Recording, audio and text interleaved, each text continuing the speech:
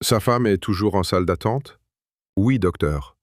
Bien, donnez-lui ça. Il ne doit pas le voir. C'est là que j'ai compris qu'il ne se contentait pas de m'ouvrir le ventre. Je possède Mitchell Construction, une entreprise de taille respectable spécialisée dans la rénovation commerciale. Rien de bien sophistiqué, mais du travail solide. 15 employés à plein temps, un carnet de commandes rempli pour 6 mois et une réputation de chantier finie en avance. J'ai rencontré Rachel il y a 7 ans, lors d'un événement caritatif parrainé par ma boîte. Elle avait 26 ans, elle était coordinatrice d'événements. Belle, du genre à rendre les mecs stupides. Je ne suis pas stupide d'ordinaire, mais j'étais seul après la mort de ma mère, et Rachel a comblé un vide dont j'ignorais l'existence. On s'est mariés en moins d'1 an. Emma est née 2 ans plus tard. Elle a 5 ans aujourd'hui, avec les cheveux sombres de Rachel et ce que je pensais être mes yeux gris. Mais ces derniers temps, ça battait de l'aile. Rachel était distante, toujours sur son téléphone, s'isolant dans d'autres pièces pour prendre ses appels. Quand je lui posais la question, elle mettait ça sur le compte de son nouveau poste de directrice de l'événementiel au Grandview Hotel. Je voulais la croire. La vasectomie, c'était son idée. On a Emma, elle est parfaite. Pourquoi risquer un autre enfant à mon âge? Elle m'avait dit ça si calmement, la main posée sur mon bras. Et puis, tu disais vouloir te concentrer sur le développement de l'entreprise. J'ai accepté, mais son insistance me chiffonnait. Le docteur Marcus Webb m'avait été chaudement recommandé. La consultation fut rapide mais professionnelle. Webb avait la quarantaine, l'assurance typique des chirurgiens, des cheveux grisonnants et des mains qui bougeaient comme s'il avait fait ça 1 million de fois. Procédure simple. Entrée et sortie en moins d'1 heure, a-t-il dit, levant à peine les yeux des formulaires de consentement. Le matin de l'intervention, Rachel m'a conduit à la clinique. Elle semblait nerveuse, vérifiant sans cesse son téléphone dans la salle d'attente. « Ça va ?» ai-je demandé. « Très bien, je m'inquiète juste pour toi. » Elle m'a embrassé le front, mais ses yeux ne cessaient de lorgner vers le couloir où le docteur Webb venait de disparaître. L'anesthésie a été injectée par perfusion, et j'ai senti que je partais, alors que l'infirmière ajustait les moniteurs. « Comptez à rebours à partir de 10, a-t-elle dit. 10, 9, 8, puis plus rien, jusqu'à ce que des voix me ramènent à la surface. Mon esprit flottait dans cet entre-deux, entre veille et sommeil. Je pouvais les entendre, mais impossible d'ouvrir les yeux ou de bouger. Les médicaments me clouaient sur place. « Sa femme est toujours en salle d'attente ?» La voix de Webb, basse et tendue. « Oui, docteur, » a répondu l'infirmière d'un ton hésitant. « Bien. Quand nous aurons fini, remettez-lui cette enveloppe. » Il ne doit pas le voir. Elle sait que ça arrive. Mon cœur a fait un bond, mais les moniteurs ne se sont pas emballés. Les cachets maintenaient mon corps immobile, même si mon esprit hurlait. Je me suis forcé à garder une respiration régulière, les yeux clos. « Docteur, je ne suis pas à l'aise avec ça, » a commencé l'infirmière. « Vous êtes payé pour m'assister, pas pour avoir des opinions. Donnez-lui l'enveloppe. » Quand il sera en salle de réveil, elle sera seule dans la salle de consultation. Compris? Un silence. « Oui, docteur. » J'ai entendu un froissement de papier, puis des bruits de pas. Je me suis forcé à ne pas bouger pendant qu'il terminait. Mon esprit s'emballait, chaque pensée pire que la précédente. Qu'y avait-il dans cette enveloppe? Pourquoi Rachel était-elle au courant? Depuis combien de temps complotait-il? 30 minutes plus tard, on m'a conduit en salle de réveil. J'ai gardé les yeux presque fermés, observant à travers mes cils l'infirmière, Red Torres, sur son badge, qui s'activait dans la pièce, nerveuse. Elle jetait sans cesse des coups d'œil vers la porte et vers l'enveloppe dans sa poche. Rachel est apparue dans l'encadrement de la porte. « Je peux le voir? Il est encore en train de se réveiller, » a dit l'infirmière Torres. « Le docteur Webb voulait vous parler d'abord. » Salle de consultation numéro 2, au bout du couloir. « Parfait, ai-je pensé. Il croit que je suis encore dans le gaz. » Dès que Rachel est partie, j'ai forcé mes yeux à s'ouvrir. « De l'eau, ai-je croassé. L'infirmière Torres a sursauté. « Monsieur Mitchell, vous êtes réveillé plus tôt que prévu. »« Les toilettes, ai-je réussi à articuler en m'asseyant avec précaution. Ma tête tournait à cause des produits, mais mes idées étaient claires. Laissez-moi vous aider. Je m'en occupe. Je me suis levé, plus stable que je n'aurais dû l'être, et j'ai traîné les pieds jusqu'aux toilettes attenantes à la salle de réveil. J'ai verrouillé la porte et je me suis approché de la petite fenêtre qui donnait sur le couloir. De là, je pouvais voir l'intérieur de la salle de consultation numéro 2. Rachel était assise face au docteur Webb. Il lui a tendu une enveloppe, la même dont je les avais entendus parler. La main de Rachel tremblait en l'ouvrant. J'ai vu son visage changer. Le choc, puis quelque chose comme de la satisfaction, puis des larmes. Mais ce n'étaient pas des larmes de tristesse. J'étais marié avec elle depuis 6 ans. Je connaissais ses réactions par cœur. C'étaient des larmes de soulagement. Webb a tendu le bras par-dessus la table et a posé sa main sur la sienne. C'était trop familier, trop intime. Il parlait. Je n'entendais pas les mots, mais je pouvais lire leur langage corporel. Ce n'était pas un médecin réconfortant une épouse, c'était autre chose. Rachel a jeté un coup d'œil vers la porte, a glissé l'enveloppe dans son sac et a essuyé ses yeux. Elle s'est levée, Webb aussi. Pendant une seconde, leurs mains sont restées jointes. Je me suis écarté de la fenêtre et j'ai vomi dans la cuvette. Les médicaments, la trahison, la colère, tout s'est transformé en un mal-être physique. Quand je suis ressorti, pâle et chancelant, l'infirmière Torres a eu l'air inquiète. « Monsieur Mitchell, vous devriez vous asseoir. »« Où est ma femme ?»« Elle vient de partir.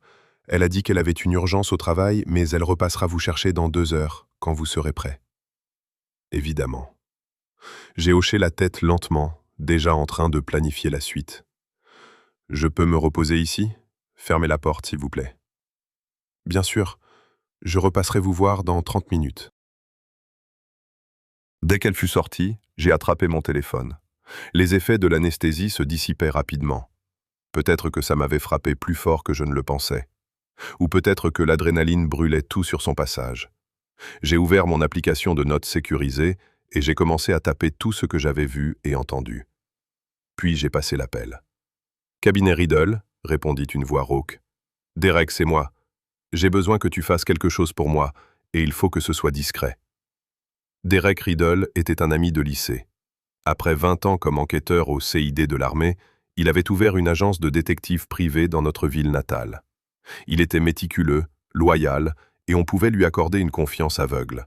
« Je t'écoute ? » « Je veux que tu fouilles le passé du docteur Marcus Webb, la totale, ses anciens employeurs, les plaintes contre lui, sa vie privée, ses relevés bancaires si tu peux les obtenir.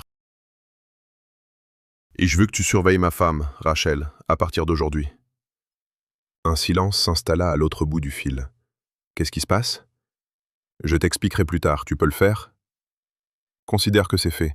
J'aurai des infos pour toi demain matin. » J'ai raccroché au moment où l'infirmière Torres frappait à la porte. « Monsieur Mitchell, comment vous sentez-vous ?»« Mieux, » ai-je répondu en ouvrant la porte avec un sourire fragile.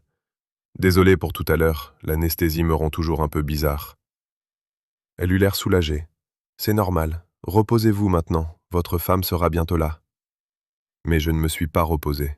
Je suis resté allongé sur le lit de réveil, les yeux fixés au plafond, mon esprit assemblant les pièces d'un puzzle dont j'ignorais l'existence 2 heures plus tôt. Peu importe ce que contenait cette enveloppe, c'était assez important pour qu'un chirurgien risque sa plaque. Assez important pour que Rachel me plante juste après mon opération. Assez important pour qu'ils se voient en secret et se touchent la main comme des amants.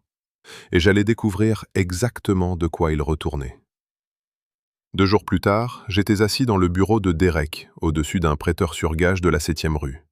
L'endroit était un vrai capharnaüm, des classeurs, de vieilles tasses de café et un mur couvert de cartes et de photos. Derek semblait tout droit sorti d'un roman noir. 1,90 m, une carrure d'armoire à glace, une barbe grise et un regard qui semblait toujours suspecter le pire. « Tu ne vas pas aimer ce que j'ai trouvé », dit Derek en faisant glisser un dossier épais sur son bureau. Je l'ai ouvert. La première page détaillait le parcours professionnel du docteur Marcus Webb. Fac de médecine à Hopkins, internat à Mass General, spécialisation en urologie. Un dossier impeccable, jusqu'à ce que les notes de Derek ne soulignent un détail.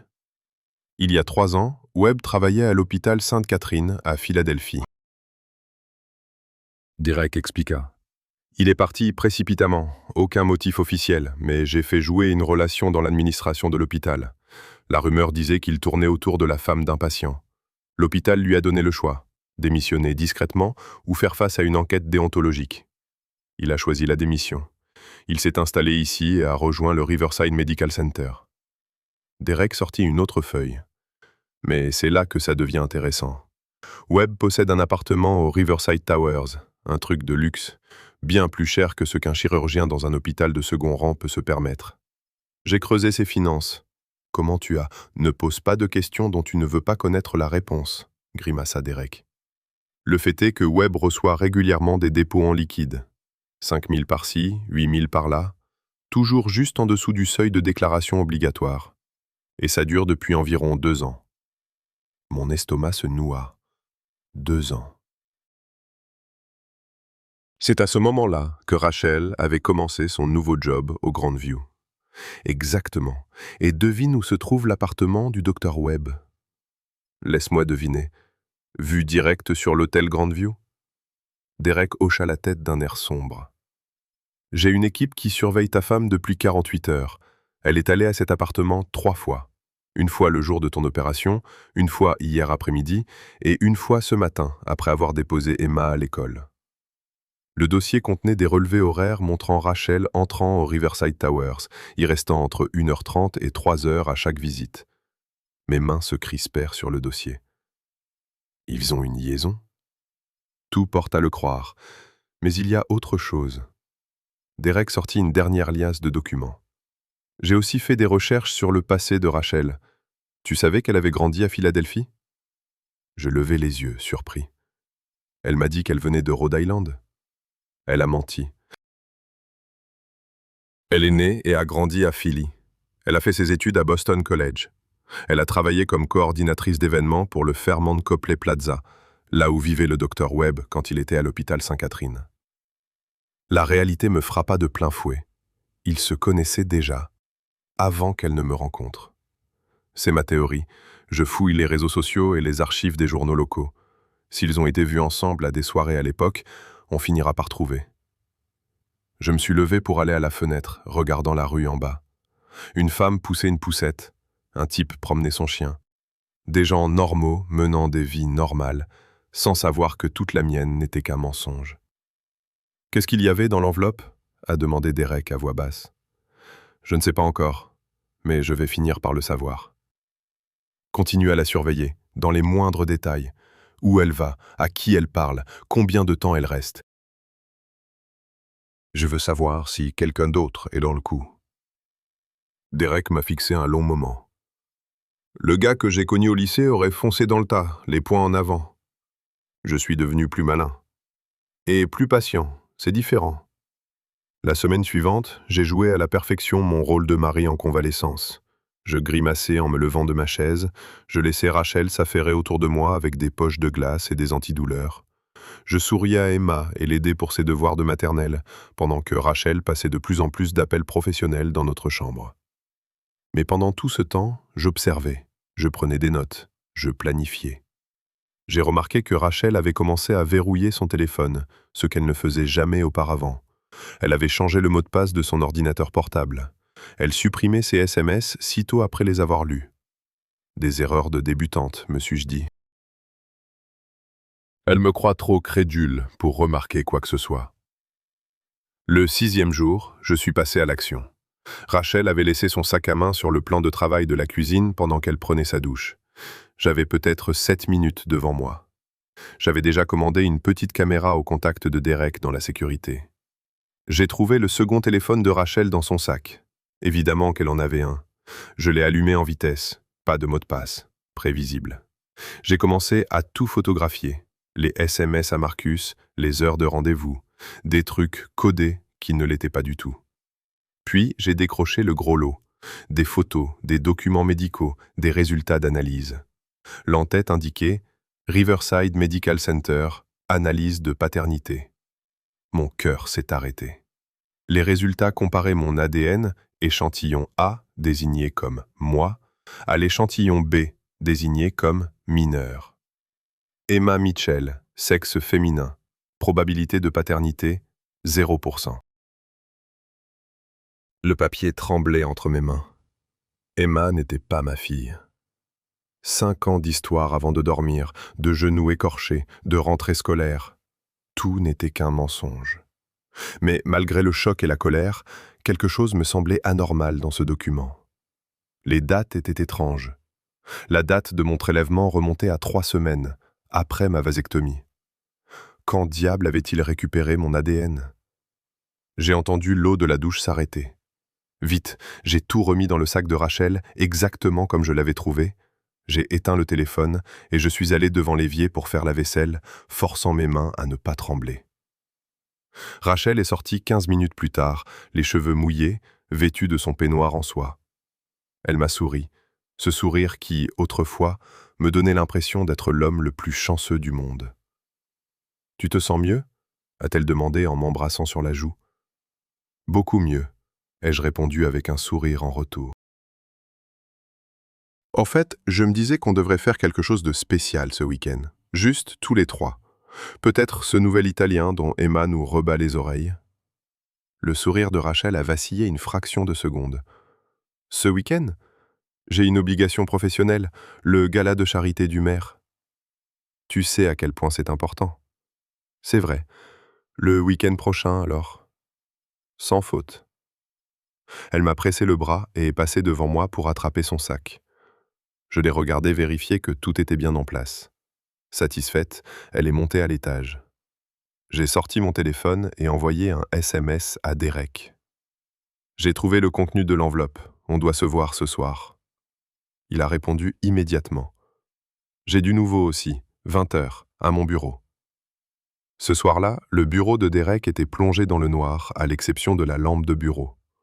Quand je suis arrivé, il avait étalé des papiers partout, une véritable toile d'araignée de connexion. Avant que tu me dises ce que tu as trouvé, regarde ça, a dit Derek en pointant une photo agrandie sur son mur. C'était un événement de charité à Philadelphie, il y a 7 ans. En arrière-plan, on distinguait à peine une Rachel plus jeune, debout à côté du docteur Marcus Webb. Ils étaient à une levée de fonds pour l'hôpital Sainte-Catherine. Ils se connaissaient, ai-je lâché d'un ton monocorde. À Philadelphie, avant tout ça.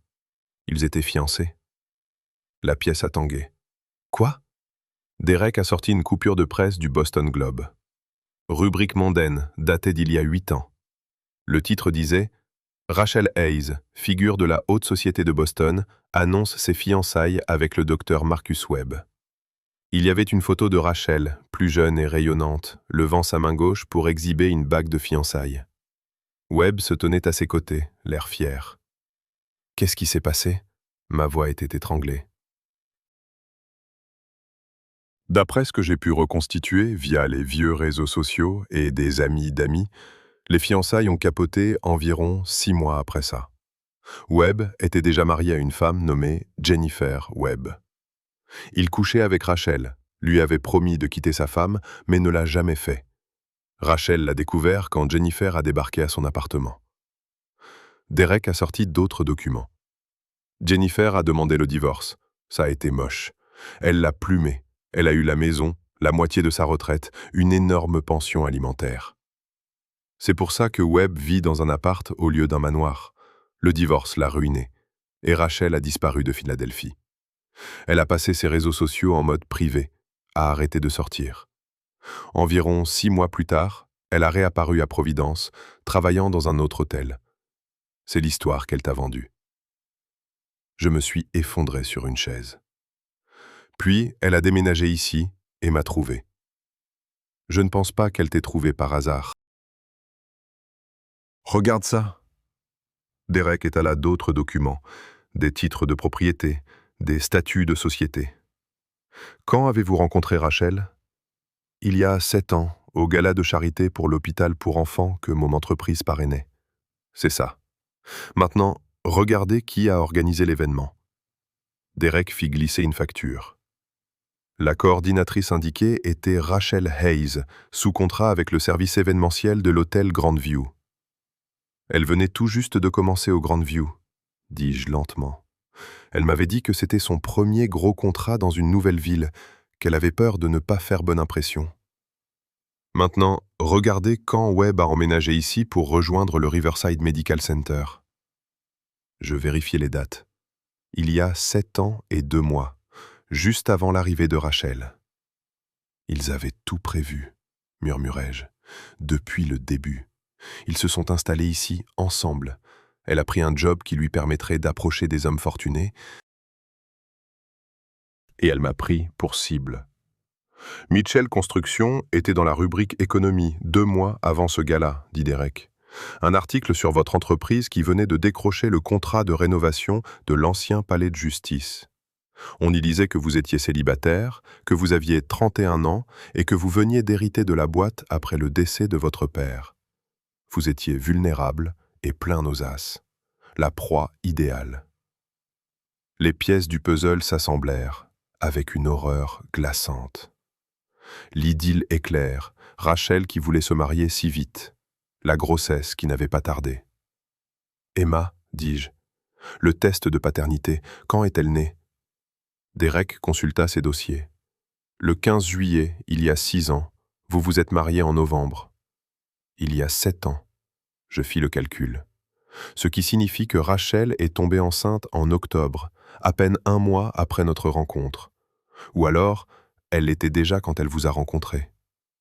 Ma rage était froide, calculatrice. Montrez-moi ce que vous avez trouvé d'autre. Derek déballa tout. Les relevés bancaires montraient que Rachel avait systématiquement détourné de l'argent de notre compte joint. De petites sommes, jamais assez pour donner l'alerte, mais sur 5 ans, cela représentait près de 200 000 $.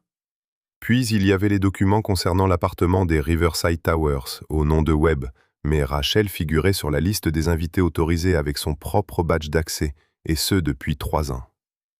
Elle mène une double vie, dis-je. Elle joue à la femme et à la mère modèle ici, tout en faisant sa vie avec Webb. Mais pourquoi tout ça? Pourquoi ne pas simplement divorcer? C'est là que ça devient intéressant, dit Derek en sortant la dernière liasse de papier. Votre assurance vie. Vous l'avez mise à jour il y a 2 ans, vous vous souvenez? Après la naissance d'Emma, vous vouliez vous assurer qu'elle soit à l'abri. Je m'en souvenais. 2 millions de $, avec Rachel comme unique bénéficiaire. S'il m'arrivait quelque chose, Emma hériterait à ses 25 ans. Mais d'ici là, Rachel contrôlerait tout. Ils attendent que je crève, lâchai-je lentement. Mais je suis en bonne santé.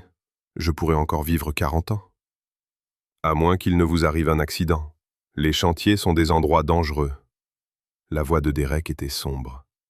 Je ne dis pas qu'ils prévoient activement de vous tuer, mais avec cette assurance vie et la façon dont ils ont placé leurs pions, ils ont déjà planifié leur sortie de secours. Je me levai et me mis à faire les 100 pas dans le petit bureau. La vasectomie. C'est Rachel qui avait insisté. Pourquoi? Demandai-je. Peut-être pour s'assurer qu'il n'y aurait pas d'autres enfants, pas d'autres héritiers pour la succession. Mais je pensais au test de paternité, à ces dates qui ne collaient pas. Derek, j'ai besoin que vous fassiez quelque chose pour moi. Pouvez-vous accéder à des dossiers médicaux? Ça dépend desquels, et à quel point vous voulez rester dans la légalité. Pas vraiment. Je veux savoir si le docteur Webb m'a traité en tant que patient avant la vasectomie. Je veux savoir quels actes j'ai subis au Riverside Medical Center. Derek prit une note. Je vais voir ce que je peux faire. Ça prendra peut-être quelques jours. Je veux aussi que vous retrouviez Jennifer Webb, l'ex-femme. Je veux lui parler. Pourquoi? Demanda Derek. Parce que si quelqu'un sait comment Marcus Webb opère, c'est bien la femme qui l'a entubé. Et je parie qu'elle mourrait d'envie de l'aider à mordre la poussière. Derek eut un sourire carnassier.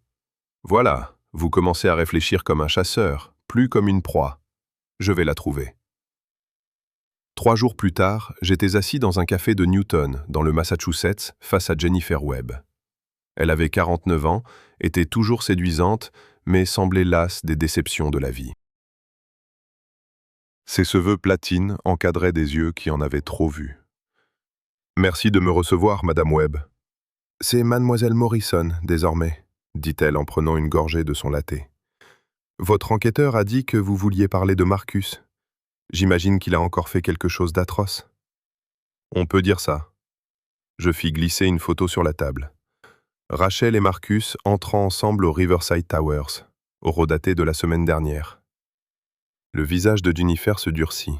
« Rachel Hayes », marmonna-t-elle. « J'aurais dû me douter qu'elle réapparaîtrait. Elle est comme une poisse dont on n'arrive pas à se défaire. » « Vous la connaissez ?»« Si, je la connais. Elle a ruiné mon mariage, même si Marcus a fait le plus gros des dégâts tout seul. Rachel n'a été que l'étincelle. Jeune, ambitieuse, elle a vu un médecin riche et a décidé qu'il serait son ticket de sortie. « Que s'est-il passé ?» demandai-je. « Ils se sont rencontrés lors d'une levée de fonds pour l'hôpital. » Marcus a eu le coup de foudre, ou du moins, il l'a cru. Il a commencé à me tromper. Il m'a promis de me quitter. Il disait qu'on allait divorcer et qu'il l'épouserait. Il lui a acheté une bague avant même de me dire qu'il voulait mettre fin à notre mariage. Je l'ai appris par un journaliste qui m'appelait pour me féliciter des fiançailles de mon mari. Jennifer eut un sourire sans joie. Je suis allé à l'appartement de Rachel, je lui ai dit quel genre d'homme Marcus était vraiment. Je lui ai montré les relevés bancaires, notre prêt immobilier, le fonds d'études des enfants qu'il avait pillé pour lui offrir des cadeaux. Qu'est-ce qu'elle a fait? Elle l'a largué, sec. Marcus a pété les plombs. Il avait déjà officialisé les fiançailles, et quand elle s'est rétractée, ça a bousillé sa réputation à l'hôpital. Ils ont commencé à fouiller dans ses pratiques. Il a dû démissionner avant qu'ils ne le virent. Et vous avez divorcé? Oh, j'ai fait en sorte que ça lui coûte cher. J'ai pris la maison, sa retraite, une pension généreuse. Il a perdu tout ce qui lui tenait à cœur. Elle se pencha en avant. Mais Marcus Webb n'oublie jamais.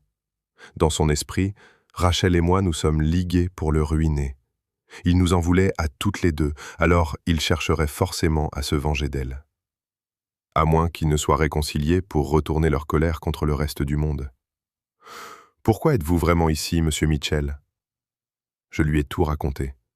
Ce que j'avais surpris pendant l'opération, l'enveloppe cachée, le faux test de paternité, ce tissu de mensonges qui s'étirait sur 7 ans. Quand j'eus fini, elle resta silencieuse un moment. « Il joue sur le long terme, dit-elle. Marcus sait attendre quand ça l'arrange. Et si Rachel l'aide ?» Elle attrapa son téléphone. « Faites-moi voir ce test de paternité. » Je lui montrai la photo. Elle l'étudia, puis éclata de rire. Un rire sec, amer. « Qu'est-ce qu'il y a de si drôle ?» demandai-je. « Ce truc est un faux. Regardez. La police de l'entête ne correspond pas à celle de la ligne de signature. Riverside Medical ne présente pas ses rapports comme ça. Je le sais parce que ma fille y a fait des examens l'année dernière. » Mon pouce accéléra. Donc, Emma pourrait vraiment être la mienne. Ce que je dis, c'est que Marcus a déjà falsifié des dossiers médicaux par le passé. C'est en partie pour ça qu'il a quitté Philadelphie. Un patient l'a accusé d'avoir modifié une biopsie pour simuler un diagnostic de cancer afin d'imposer un traitement hors de prix. On a réglé ça à l'amiable. Je la fixais, hébété. Si le test est faux, pourquoi l'avoir fait? Elle esquissa un mince sourire. C'est de la psychologie, ça vous pousse à douter de votre femme, de votre enfant, de vous-même. Un homme dans cet état commet des erreurs. Ils me veulent instable, ils vous veulent mort, ou du moins facile à détruire. Un homme qui découvre que son gosse n'est pas le sien peut craquer, affronter sa femme, avoir un accident. Et là, Rachel hérite de tout. Elle et Marcus coulent des jours heureux avec votre argent. Un frisson me parcourut l'échine.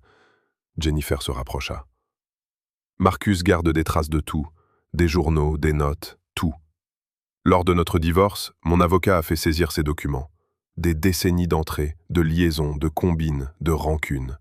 C'est comme ça qu'il fonctionne. Vous en avez encore des copies? Mon avocat, oui. Je peux les récupérer. Marcus a gâché ma vie. Si vous avez l'intention de l'arrêter, j'en suis. Nous avons échangé nos numéros. Elle a promis de m'envoyer les dossiers sous 2 jours. J'ai promis de la tenir au courant. Alors que nous nous levions pour partir, elle me toucha le bras. Une dernière chose. Marcus a mentionné la sœur de Rachel, une fois. Plus jeune, plus terre à terre. Il disait qu'elle avait mis Rachel en garde contre lui. Son nom de famille était Hayes. Vous vous souvenez de son prénom? Sarah, dis-je. Sarah Hayes. Un autre fil à tirer. Sur le chemin du retour, j'appelais Derek. Je veux que tu trouves Sarah Hayes, la sœur de Rachel. Regarde si elle est liée à tout ça. Je m'en occupe, dit-il. Et aussi, j'ai réussi à entrer dans le système médical de Webb. Tu dois voir ça. Qu'est-ce que tu as trouvé? Tu es son patient depuis plus longtemps que tu ne le penses. Viens, tout de suite. Quand j'arrivais, le tableau de Derek couvrait tout le mur. Des photos, des documents, de la ficelle rouge partout au centre. Une fiche médicale à mon nom. Tu as eu des rendez-vous à Riverside, tu ne t'en souviens pas? Dit-il. Il y a 3 ans, tu as fait une visite médicale pour un renouvellement d'assurance. Tu te rappelles? J'acquiesçai. Ouais, un truc de routine. Prise de sang, ECG, c'est ça. Mais le labo, c'était celui de Riverside, et c'est Webb qui a signé le rapport. Il avait accès à mes prélèvements. Il a gardé ton ADN. Plus que ça, il suivait ton état de santé à la trace, dit Derek en pointant les dossiers. Regarde ça. Derek sortit une pile de dossiers médicaux. Il y a 2 ans, tu as eu ce qui ressemblait à une grippe intestinale. Tu es allé aux urgences de Riverside. Webb n'était pas le médecin de garde, mais il s'est imposé sur ton dossier. Il a ordonné des tests supplémentaires dont tu n'as jamais entendu parler. Je parcourus les pages. Bilan métabolique, dosages hormonaux, dépistage génétique pour des maladies héréditaires. Il vérifiait si j'avais une pathologie qui pourrait m'éliminer de façon naturelle. Je lui dis de ralentir pour qu'il puisse noter une référence médicale. Et quand il m'a rien trouvé qui puisse te faire tomber raide mort, ajouta Derek, ils en ont inventé une. Il fit glisser le dernier dossier sur la table. Ta vasectomie. Lis le compte-rendu opératoire. Webb l'a enregistré. Hémorragie importante et chirurgie complémentaire. Tu n'as pas eu de soucis de ce genre, n'est-ce pas? Non, j'ai cicatrisé parfaitement. Tu n'avais presque plus mal dès le lendemain. Exactement, il n'y a eu aucun problème. Le dossier affirme que si, et ce dossier contient une décharge que vous avez signée au cas où vous auriez une infection, des séquelles ou un cancer dans cette zone. Plus tard, ils pourront rejeter la faute sur la vasectomie. Tout pointait vers un dommage chirurgical. Le coup fut rude. Ils ont créé une piste de preuve pour justifier mon décès. Pour faire croire que ça vient de ton propre corps ou d'une chirurgie ratée. Ou pour faire passer ça pour une erreur médicale, dit Derek. Comme ça, Rachel joue les veuves éplorées. Elle poursuit l'hôpital, empoche les indemnités et mon assurance vie. Elle et Webb attendent un peu, puis se remettent ensemble. Je fis les 100 pas dans la petite pièce, songeant qu'ils avaient planifié cela pendant des années. Toute cette vie, les vœux, Emma, le déménagement, tout était orchestré pour me piéger. Encore une pièce au puzzle, ajouta Derek en me tendant un relevé bancaire. Ces dépôts en liquide pour Webb, je les ai tracés. Ils proviennent d'un compte offshore détenu par une société écran. Les statuts listent 2 administrateurs, Marcus Webb et Sarah Kaufman. Kaufman, répétai-je. Jennifer m'avait dit que la sœur de Rachel s'appelait Sarah Hayes. Sarah Hayes a épousé Lloyd Kaufman il y a des années, précisa Derek. Elle est experte comptable judiciaire. Elle vit à 2 heures d'ici. Son visage se durcit. La sœur de Rachel est dans le coup. C'est elle qui a blanchi l'argent et créé les sociétés fantômes. Ce n'est pas juste une liaison et un faux test de paternité, c'est un plan de professionnel. Les dernières pièces s'emboîtèrent. Ils sont 3, Webb, Rachel, Sarah. Ils m'ont fait le coup de l'arnaque de longue durée, c'est moi, le pigeon. Ils en veulent à mon fric, à ma boîte, et peut-être à ma vie. N'importe quel dénouement qui leur rapporte ton argent leur convient, dit Derek. Je fixai le tableau, puis je souris, un sourire glacial. Alors, on va leur donner ce qu'ils veulent. Il haussa un sourcil. Explique-toi. Ils pensent que je vais péter les plombs et agir bêtement, alors c'est ce que je vais faire. Je vais leur laisser croire que leur complot fonctionne, en apparence. Je marquai une pause. Et quand ils abattront leurs cartes, notre propre piège sera prêt. Pendant 2 semaines, je jouais la comédie, le mari triste, en convalescence. Derek, lui, continuait de monter le dossier. J'embauchai le meilleur expert en documents de l'État. Son verdict fut sans appel. Le test de paternité était un faux. Les données ADN ont été altérées. Les en-tête de l'hôpital étaient bidons. Je fis faire un nouveau test, un vrai, en secret, grâce au contact de Derek. Il prouva ce que je savais au fond de moi. Emma est bien ma fille. L'expert financier de Derek remonta la piste de l'argent. Sarah Kaufman avait tissé sa toile pendant 3 ans, déplaçant des fonds, semant des traces écrites qui serviraient plus tard à m'accuser de fraude fiscale ou de détournement de fonds. Le plan était parfait. À ma mort ou à mon entrée en prison, Rachel plaiderait l'innocence, récupérerait mes actifs et s'éclipserait avec sa sœur et Webb. Puis vint la nuit que j'attendais. Je dis à Rachel que je devais travailler tard. « Grosse réunion client », lançai-je. Elle répondit un peu trop vite. « Pas de problème, avec Emma, on se fait une soirée entre filles. » Mais les caméras de Derek montrèrent tout autre chose. En moins d'1 heure, elle envoya un SMS à Marcus, déposa Emma chez une amie pour la nuit et se rendit au Riverside Towers.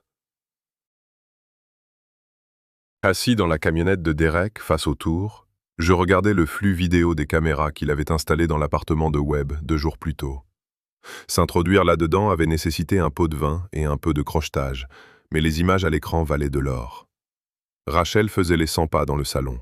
« Je ne vois pas pourquoi on ne peut pas agir maintenant, » disait-elle. « 7 ans, Marcus. J'ai joué mon rôle, j'ai fait mon temps. »« Patience, mon amour, » dit Webb en lui tendant un verre de vin. « Les dossiers sont prêts. Il nous faut juste le bon moment. »« Quel moment ?» demanda-t-elle. « Un accident, quelque chose de crédible. Une chute sur un chantier, du matériel défaillant, quelque chose qu'on puisse lier aux complications chirurgicales que j'ai notées. » Webb eut un sourire carnassier. « L'assurance de sa boîte paiera, plus l'assurance vie. C'est parfait. » Rachel but une gorgée. « Tu es sûr qu'il n'y verra que du feu ? Il est idiot là où ça compte. Il te fait confiance. Il fait confiance aux médecins, il fait confiance au système. » Webb l'attira contre lui. « On aura la maison, l'argent, tout. On vend Mitchell Construction, on prend le cash et on s'en va. » « Et Emma ?» Je sentis mes poings se crisper. « Elle n'est pas de moi, » dit Webb d'un ton sec. « Mets-la dans un pensionnat, crée un fonds fiduciaire. Elle n'est qu'un dommage collatéral. » Rachel hésita, puis hocha la tête. « On est allé trop loin pour faire des manières. » Derek vérifia le flux par rapport à nos enregistreurs. Le son et l'image étaient limpides. « L'inspecteur Harris est en place ?» demandai-je. « Thomas. »« Harris a les mandats, » dit Derek. « Il est sur le coup depuis la semaine dernière. Il adore les fraudes médicales et les complots pour homicide. » Je sortis mon téléphone. « Appelle-le. » Je composai le numéro face à la caméra. À l'écran, Rachel sursauta quand son téléphone sonna et jeta un œil à l'identité de l'appelant. « Mitchell ?» dit-elle, surprise. « La réunion a fini plus tôt. »« Tu es où ?» demandai-je. « Je suis passé à la maison. Tu n'y es pas ?» Je vis son cerveau s'agiter à l'image. « Je faisais des courses, » dit-elle. Trop vite. « Je rentre bientôt. »« Dans quel magasin ?» demandai-je. Elle se figea. « Quoi ?» répliqua-t-elle. « Quel magasin, Rachel ? Je te rejoins. » La panique traversa son visage. « Non, je pars à l'instant. À tout à l'heure. » Elle raccrocha. Elle se tourna vers Webb. « Il pose des questions. »« Il ne peut pas savoir, » dit Webb, l'air pourtant inquiet. Je souris. « Derek, maintenant. » Derek appela Harris. « Ils sont dans l'appartement. Ils planifient un meurtre et une fraude. On a tout sur vidéo. Intervenez. » En quelques minutes, les voitures de patrouille s'immobilisèrent devant les Riverside Towers. Derek et moi sommes entrés dans le hall et avons présenté nos insignes aux gardes à l'entrée. Le détective Thomas Harris nous attendait près de l'ascenseur. La cinquantaine, le regard vif, il était connu pour sa haine viscérale des médecins corrompus. « Monsieur Mitchell, dit-il, votre enquêteur nous a fourni des preuves accablantes. » Nous avons des mandats d'arrêt contre le docteur Webb. Fraude, complot en vue de commettre un homicide et faute professionnelle grave. Et un pour ma femme? Pour complicité? Est-ce que vous en avez assez pour que ça tienne? Ai-je demandé. Entre les enregistrements, les faux documents, les relevés bancaires et les dépositions de Jennifer Morrison et des autres? Oui, nous avons tout ce qu'il faut. Il jeta un coup d'œil à sa montre. Allons briser quelques vies. Nous sommes montés à l'étage de Webb. 4 agents suivaient Harris lorsqu'il frappa à la porte. « Docteur Webb, police, ouvrez !» Un silence, puis des chuchotements à l'intérieur. La porte s'ouvrit. Webb se tenait là, feignant le calme. « Messieurs, de quoi s'agit-il ?»« Docteur Marcus Webb, vous êtes en état d'arrestation pour complot en vue de commettre un homicide, fraude et falsification de documents officiels. » Harris s'avança, menottes en main. Rachel apparut derrière lui, le visage livide. Lorsqu'elle me vit, le choc se lut sur ses traits, suivi de la compréhension, puis de la rage. « Tu savais ?» siffla-t-elle. « Pas au début, » répondis-je calmement, « mais depuis assez longtemps pour m'assurer que tu paies pour ce que tu as fait. » Espèce d'imbécile. « Madame Mitchell, » intervint un autre agent en s'approchant, « vous êtes également en état d'arrestation. Complot, fraude, blanchiment d'argent et complicité de faute professionnelle. » Tandis qu'on lui passait les menottes, elle me fusilla du regard avec une haine pure. Emma.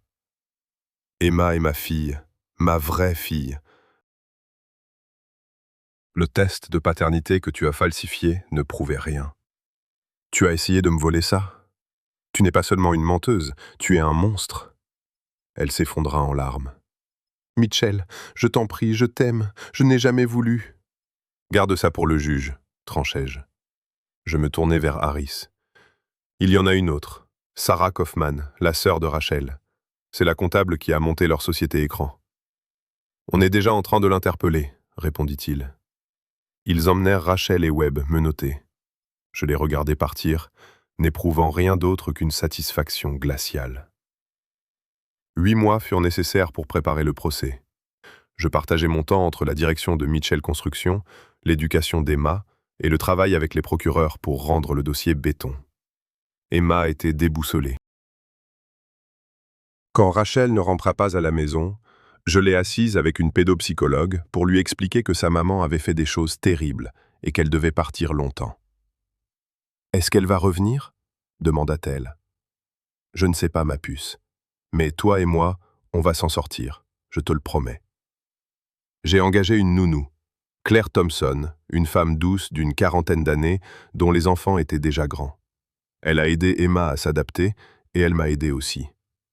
Peu à peu, la maison a cessé de ressembler à un lieu hanté. Les preuves contre eux étaient irréfutables. Les enregistrements de l'appartement auraient suffi à eux seuls. Mais nous avions bâti un dossier qui ne laissait place à aucun doute. Les procureurs ont tout déballé. Le faux test de paternité à côté du vrai. Les dossiers médicaux falsifiés, les registres des sociétés écrans, les SMS de Rachel à Webb complotant ma fin et le témoignage de Morrison sur leur montage frauduleux. Les enregistrements où il planifiait mon « accident » ont plongé la salle d'audience dans le silence. J'étais là chaque jour. L'avocat de Rachel tenta de la présenter comme une victime sous l'emprise de Webb, mais les messages prouvaient que les projets d'assassinat venaient d'elle. L'avocat de Webb prétendit que je lui avais tendu un piège, jusqu'à ce que des experts prouvent la falsification des documents. Sarah Kaufman, la comptable, avait déjà retourné sa veste. Lorsqu'on lui demanda si elle savait qu'ils avaient l'intention de m'éliminer, elle murmura « Oui. Avez-vous tenté de les arrêter ?»« Non. J'ai témoigné, moi aussi, sur ce que j'avais surpris pendant l'opération, sur mes découvertes et sur la façon dont j'avais mis à nu la vérité sur mon mariage. Je gardais une voix calme. Je ne quittais pas le jury des yeux. Ils délibérèrent pendant 3 heures. Webb fut reconnu coupable de tous les chefs d'accusation. 25 ans de prison. Radiation de l'ordre des médecins. Condamnation à verser des dommages et intérêts. Rachel, coupable, 18 ans. Libération conditionnelle possible après 12 ans en cas de remords. Sarah, 8 ans. Libération possible après 18 mois pour sa coopération. À la lecture des verdicts, Rachel se tourna vers moi. Aucun regret, juste de la fureur. Pour la première fois, je me sentis en paix. 3 mois plus tard, je me tenais devant un juge, la main d'Emma dans la mienne. « Votre honneur », ai-je dit, « j'ai aimé Emma pendant 5 ans avant de savoir qu'elle était de mon sang. La biologie compte, certes, mais même si cela n'avait pas été le cas, je serais ici aujourd'hui. J'ai toujours été son père, et je veux que ce soit officiel. » Le juge sourit. « Adoption prononcée. Félicitations, monsieur Mitchell. » Nous avons fêté ça avec une glace et une sortie aux eaux. Une joie réelle, une joie simple. 5 années passèrent. Claire devint bien plus qu'une nounou. Elle devint un membre de la famille. Nous nous sommes mariés il y a 2 ans. Emma a maintenant 12 ans, elle est heureuse et s'épanouit. Il y a longtemps qu'elle ne pose plus de questions sur Rachel. Elle a enfin une vraie famille. Un jour, une lettre est arrivée de la prison, envoyée par Rachel. Aucune excuse, seulement de l'amertume. Elle écrivait qu'Emma finirait par me haïr un jour. Je l'ai déchiquetée sans l'ombre d'une hésitation. Rachel avait tout perdu. J'avais gardé l'essentiel. Ce soir-là, Emma fit irruption dans mon bureau, rayonnante, pour m'annoncer qu'elle avait gagné le premier prix de la foire scientifique. Je la serrai fort contre moi. « Papa, tu m'écrases !»« Désolé ma puce, je suis juste fier de toi. »« Je sais. » Elle a ri et a filé montrer son ruban à Claire. J'ai regardé la lettre déchiquetée, puis l'encadrement de la porte où Emma se tenait l'instant d'avant. Ils avaient essayé de me briser, de me voler ma famille, ma vie. Mais je me suis battu. J'ai pris mon temps, j'ai fait les choses bien. J'ai mis ma fille à l'abri, j'ai reconstruit ma vie et j'ai veillé à ce que justice soit faite. Mitchell Construction tourne à merveille. Emma est en sécurité, elle est aimée. Justice a été rendue. C'est ça, la vraie force.